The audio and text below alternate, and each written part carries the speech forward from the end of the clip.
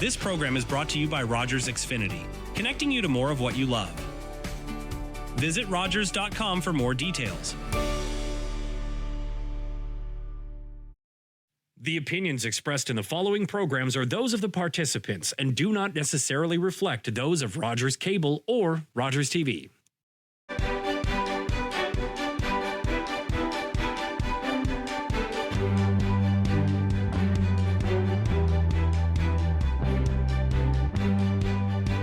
Hi, welcome to Politically Speaking. I'm David Shearman. My guest today is Mayor Luc Charbonneau of Saugeen Shores. And, we got all kinds of things to talk about. Luc, welcome. Good to see you. Good to see you. Nice to be here. Now, our community, Grey Bruce, and I'm speaking broadly in Grey Bruce, has been struck again by tragedy. One teacher and 4 students have recently died in a traffic accident. I'm sure it affects your community as well.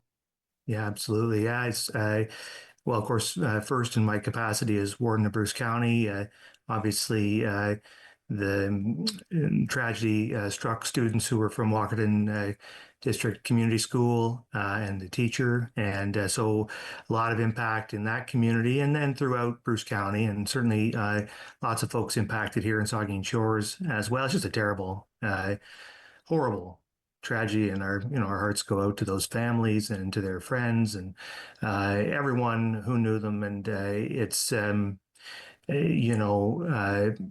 hard to lose anybody, but particularly hard to lose young people like that at the beginning of their lives. So much to look forward to, and to have their lives cut short like that.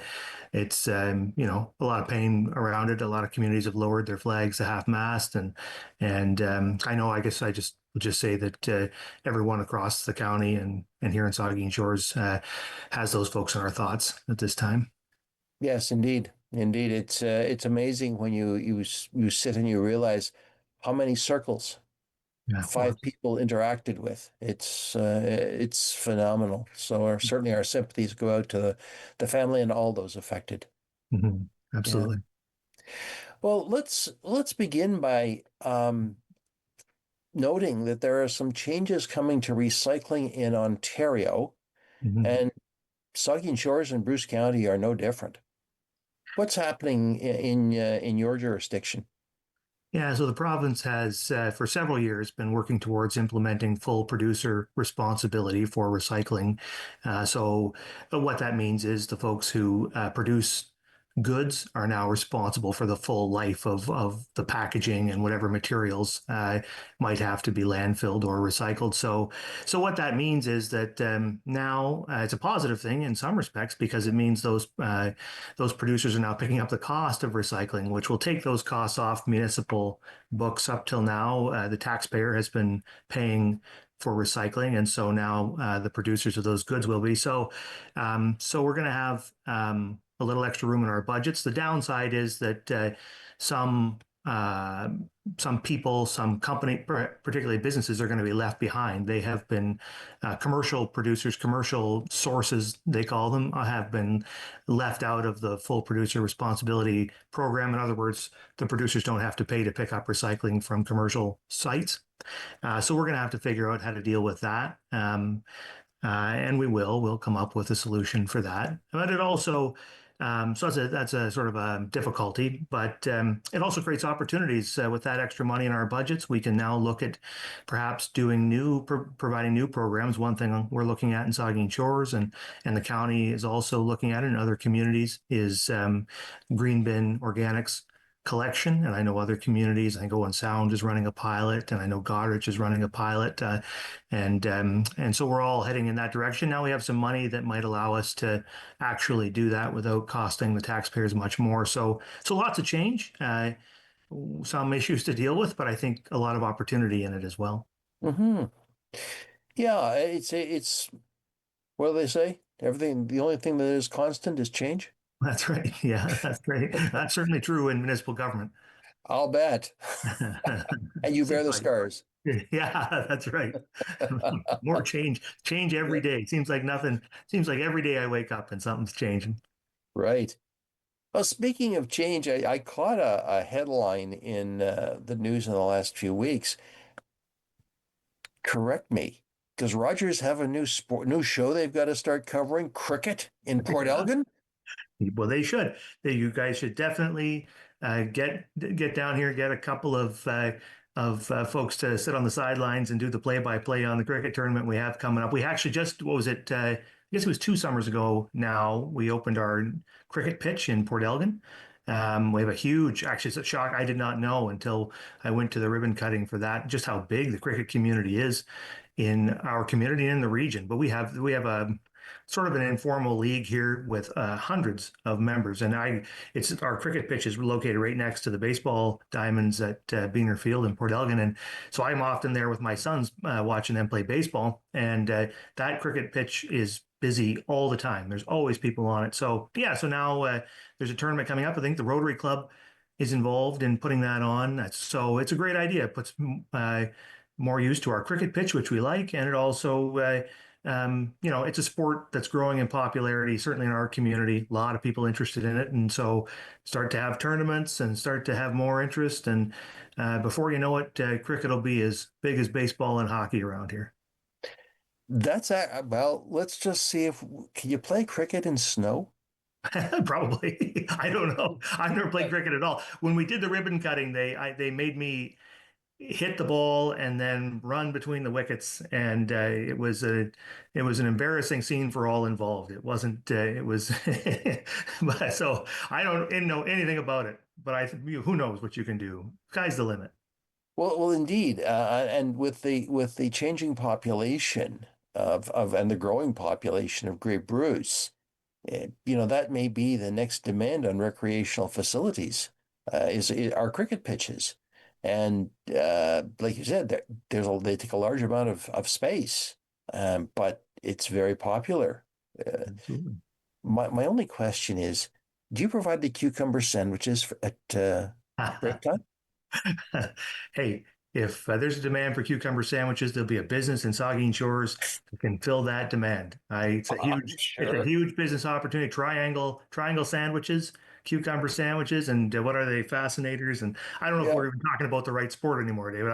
I might be polo that we're talking about now. Well, tea at least. Tea Maybe at tea, least. absolutely. Every tea for sure. Yeah, Yeah, tea break. So, yeah. all right. Well, it's absolutely fascinating to discover that because in all seriousness, it is a very competitive sport, but not necessarily in North America. It doesn't have the popularity. But Well, it's sure we'll have popular here. I'll have Mark Perry, our producer, raise that question with his boss at Rogers just to see if it flies. Mhm. Who You can knows? do the play-by-play on it. Right. Give me enough tea and I'll do anything. Well, let's move on to something that is a little more, I'm not going to say controversial, but a little more practical, and that is housing. Mhm. I noticed that you have in Saugeen Shores a housing allowance subsidy, which you have recently increased. What is that subsidy about? Yeah, so a couple of years ago, maybe 3 years ago now, we introduced a municipal housing allowance subsidy at the County of Bruce.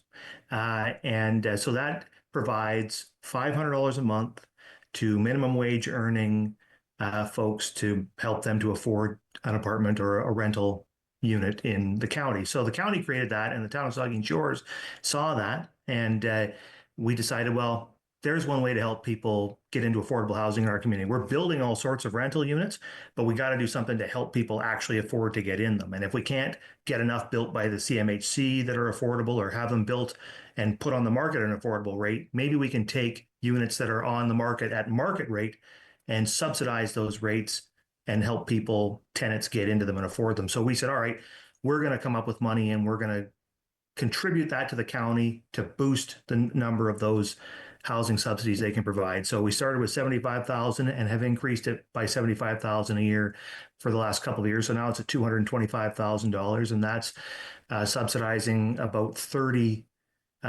families, individuals and families, to get into housing. So when you add that to the county, we are just a little short of 40 folks who are now getting $500 a month and are able to afford to live in rental units in Saugeen Shores. So, Yeah, yeah. Because indeed, Saugeen Shores is, and actually that part of Bruce County is a very expensive place to live. Sure.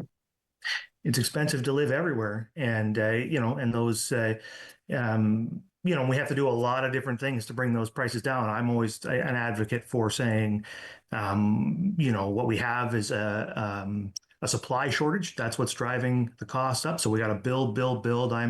When we've been pushing hard to remove red tape and do everything we can to get housing built, but we know that that's going to take a while before the impacts of construction are going to start to have an impact on the prices.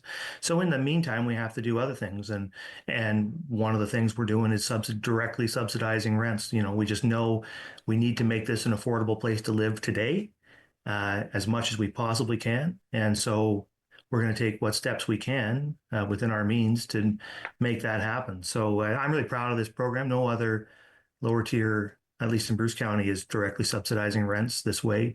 And that's 40, that's 40 families who can afford a place to live that couldn't before. And that's a lot of people who are able to live in Saugeen Shores. And we need those people, because you know who those people are, David. Those are people working in our service industry. Those are people working in long-term care. Those are people who are working in our hospitals. They are critical people. We have to have those people in this town. It doesn't work without them. So we got to make sure this is an affordable place for them to be. It's a very interesting approach, not one that I've heard of or familiar with in other parts of the province. But have you had approaches from other municipalities about how this works?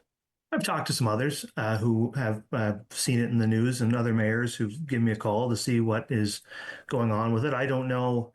I don't know that it's been implemented anywhere else. That's not to say it hasn't been. I just don't know. But certainly there are housing subsidies being delivered through upper tier governments across the province, with the support of the provincial government and funding from the federal government and from those upper tier governments. But for us to get involved and for a lower tier to get involved to boost up the numbers and do even more, I think it's an opportunity that every municipality has, and everybody's got to do what's right for them. This is what was right for us. Mm-hmm. And well, speaking of right and housing, I noticed that you have launched a pre-approved housing design program. And I'm intrigued by that for two reasons. First of all, I know that the federal government is introducing pre-approved designs for housing. But I happen to live in a house. My house is part of the original CMHC design program that was introduced in the late 1940s. And it's not a big house. It's less than 1,000 square feet. But it's a solid house, and it was a kit. Yeah. So what is your plan, and what is it? You're not going to get in the house building business, are you? No, but one thing we've recognized in all of this is that we need to, as I said before, reduce the amount of red tape you need to go through and the amount of cost you need to have imposed on you before you can get shovels in the ground. So one thing we were able to conceive of was this idea of, let's come up with some designs for particularly for affordable units. So if you want to put an additional dwelling unit on your house, we'll come up with a design for that. You want to build a duplex, we'll come up with a design for that. A triplex, a fourplex. We will make sure that it's conforms to the character of our community, because that's one thing we hear a lot about when people want to build higher density, is it doesn't quite fit in. So, but there are ways to design it so it does, and so we're going to come up with some designs that work in that respect, and then we're going to get them approved by our building department, so that when you come in and you say, I want to build a duplex, I'd like to use the pre-approved design, they say, there, you pass it across the counter, and assuming your piece of property that you want to put it on works from a zoning standpoint, et cetera, you get the stamp, and you got a building permit, and you got a free design. So you didn't have to pay an architect to design it. You didn't have to pay. You didn't have to spend a month after you did that getting a building permit, getting it reviewed. All of that time and money is cut out of the process. And this was made possible, it's important to note, by two funding sources. One, the Housing Accelerator Fund from the federal government, which the town of Saugeen Shores was successfully able to get, and also funding from Bruce Power. to help us pay, because we're now paying the architect to do these designs and have all this legwork done up front. But it really just comes down to, we want these kinds of housing built. We need higher density, lower cost units. And so to get those things built, we are going to do everything we can to remove cost, to remove time, to remove complication, to remove red tape, so we can get shovels in the ground. And I think it's a great concept. I hope we're still just going through the public consultation stage, because we want to make sure those pre-approved designs do ultimately conform to that community character. But once we're done with that, I hope very quickly we'll have them approved and have them sitting at the front desk of the municipal office so people can come pick them up and get building. It'll be interesting to see because as you drive through where I live in Owen Sound, you drive through the city and you can see the various ages and stages of designs because they were all the various parts of the city. You know, it might be only a dozen houses, but you can see they were all they're common design elements. But were all private, they were Canadian, CMHC, Canadian Mortgage and Housing designs, or they were you know, the subdivision contractor designed them themselves. But I think this is the first time I've heard a municipality going that far to do it. So you've actually answered my next question, which was, have you had anybody apply for them? But let's switch that. Have you had any interest from contractors, builders, for this idea? I think there's a great deal of interest in the community for them. Certainly, the public consultation that we've been doing has garnered a lot of interest. And it's something actually that got called, that it was a recommendation that came out of our, what was it now, our housing affordability task force that we put together a couple of years ago, our ad hoc committee. And so that was kind of vetted at that time by community members and people in the industry and other folks. So I think yes, I think there's a lot of interest in the community in doing it. I mean, the proof will be in the pudding. We'll see when if people come pick up the designs or not. But I think, you're not going to, I'm not going to spend a lot of time wringing my hands together, worried about whether solutions we're coming up with are going to work. We're going to put them together. We're going to put them out there, and we're going to hope for big successes. And if they're not successes, then we'll stop doing the things that aren't working and move on to things that do. It's not, it's a crisis, and in a crisis, you don't spend a lot of time humming and hawing. You do things, try them, and keep trying things until something takes off. And I think, you can see the federal government now, the prime minister now, and the moves that they're starting to make in terms of a post-wartime level building boom they're talking about. If you have the motivation and you have the desire, you can build the policy. And if you're not afraid to fail, you can move mountains, right? And so that's how we're going to address this thing. It's interesting because one of the accusations were that houses built to a common design end up being little bits of ticky-tacky, if you recall the old folk song. But one of the things I have realized is that these kit-built houses that you can find, in Sound, or even the old wartime houses that you'll find in many cities across Canada, have been customized.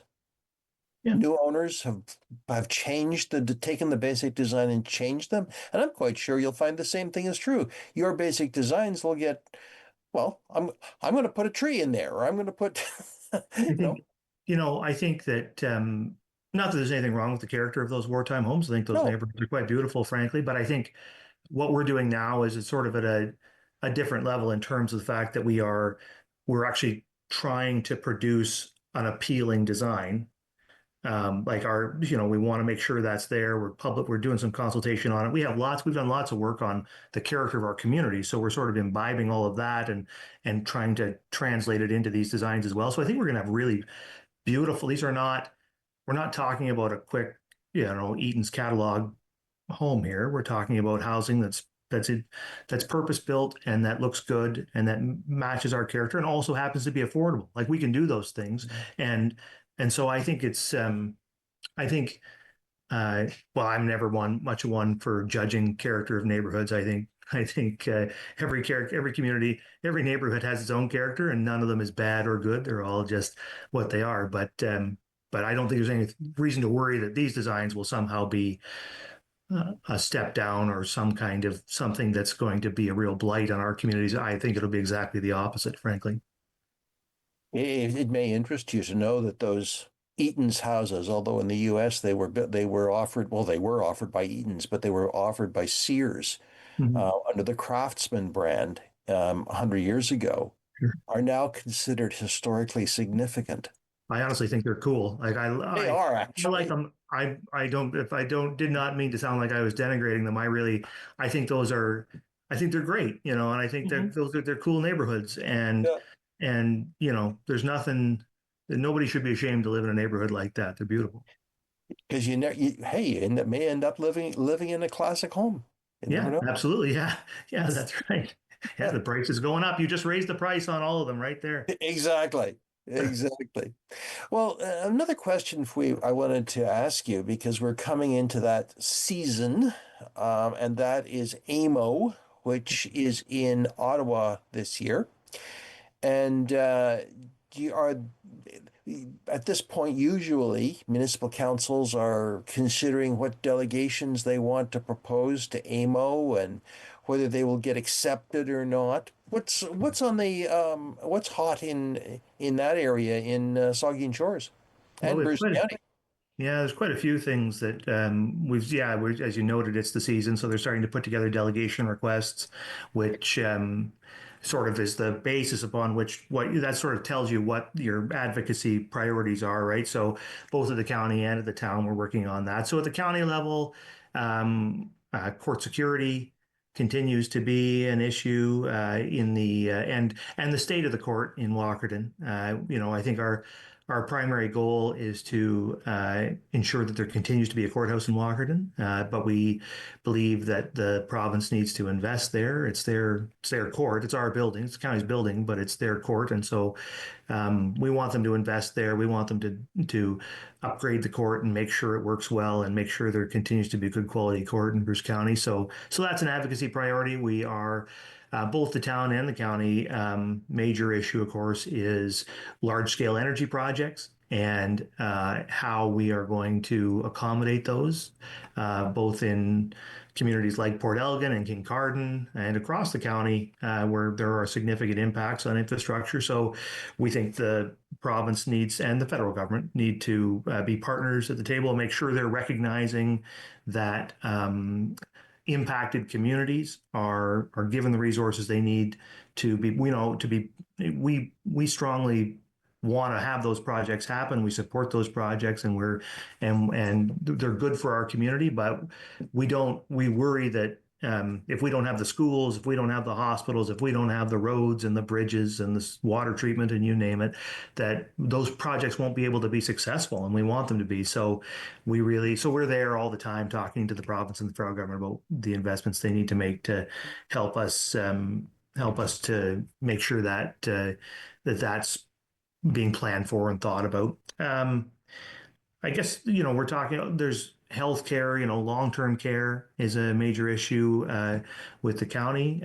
It's expensive and there's a lot of pressure there. And so we're constantly talking to the province about how we can get more money invested there and how they can help us to ensure that we are maintaining and being able to continue to have our personal support workers and nurses and all those folks that we need to support those programs, make sure that we can hire and have the staff we need to make sure long-term care is working well.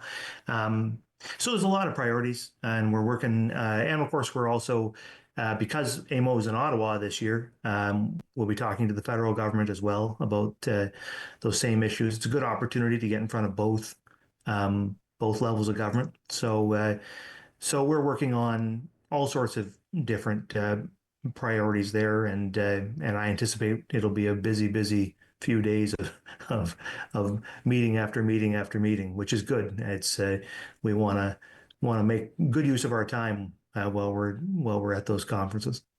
And when you only have 15 minutes. Yeah.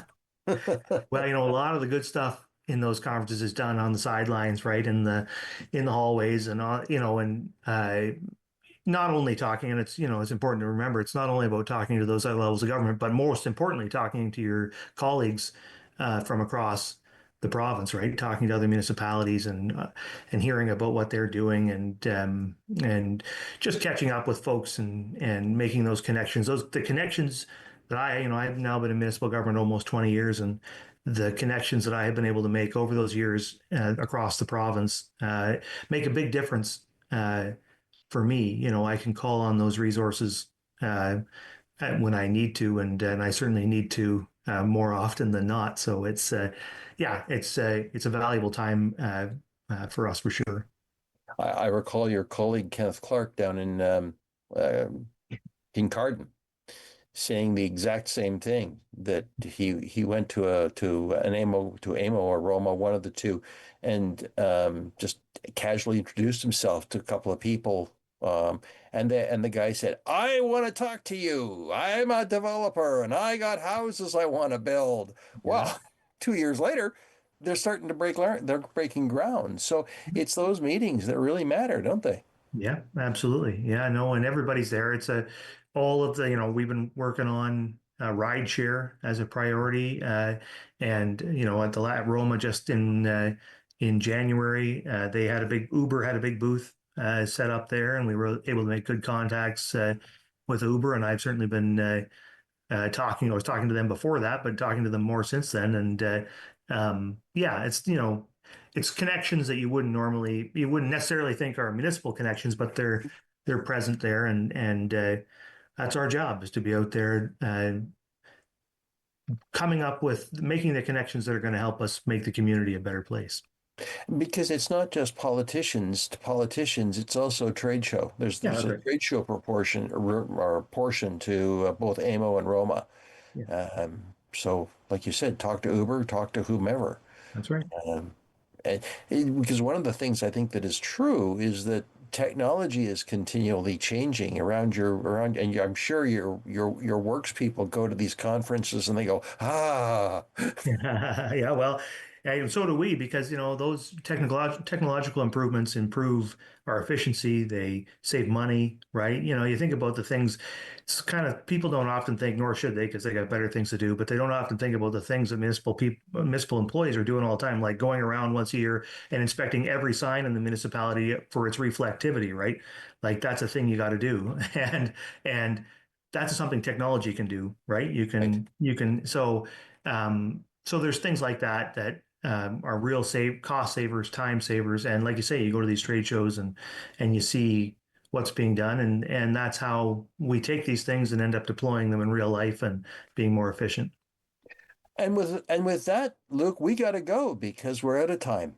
Thank you so much for the conversation. Luke Charbonneau, who is both mayor of Saugeen Shores and warden of Bruce County. Always good to talk to you, and best wishes, and we'll see you in the fall. Okay. Talk to you later, David. Thanks. Take care. And you, friends, take care. We'll talk again.